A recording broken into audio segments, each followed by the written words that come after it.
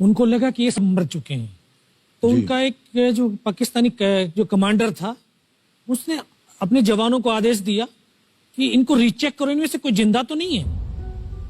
तो उनके पाकिस्तान के 2 सैनिक आए, आकर के हमारे जवानों के शरीर के अंदर गोलियां दागने लगे।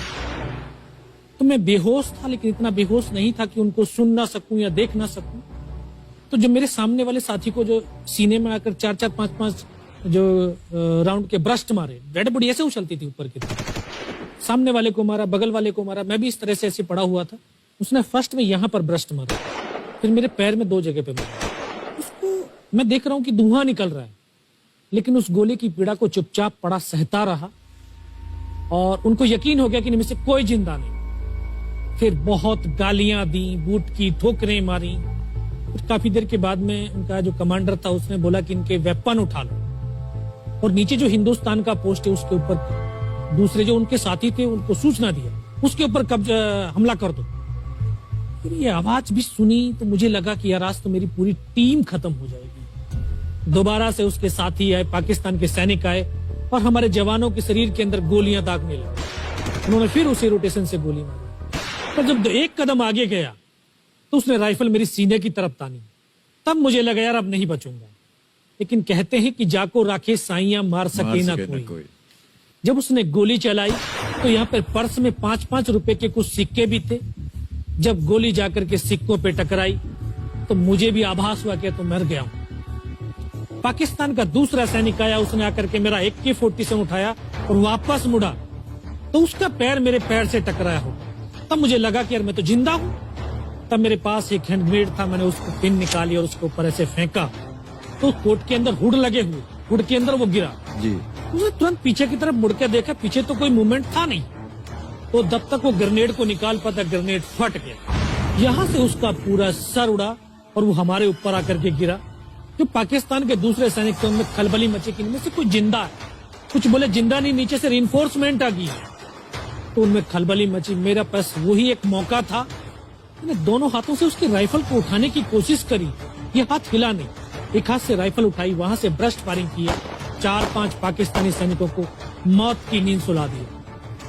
फिर बाएं हाथ से पलटा खाया, दूसरे पत्थर से 3-4 जगह से फायरिंग किया। तो जो उनका मोमेंटम था, जो हौसले थे, परस्त हो चुके थे, वो भाग खड़े। 2-3 मीटर गया, जाके देखता हूँ सामने उनके लंगर चल रहे हैं, उनका लिविंग टेंट बना हुआ, उनके जो हैवी वेपन का डिप्लॉयमेंट था वो सब कुछ वहां पे लगा हुआ। उस समय जहन के अंदर एक ही पागलपन था, अपने साथियों को बचाना।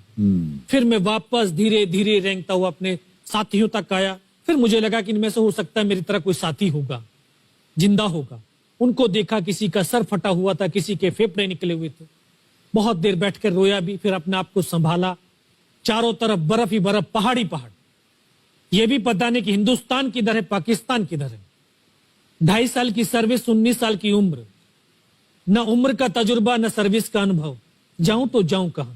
मैं बहुत 500 मीटर लगभग नीचे रोल करता हुआ आया और अपने साथियों जो नहीं चढ़ पा रहे थे दुश्मन की भारी फायरिंग की वजह से, वहां तक पहुंचा। फिर उनको उन्होंने मुझे पकड़ा, वो फर्स्ट एड दिया।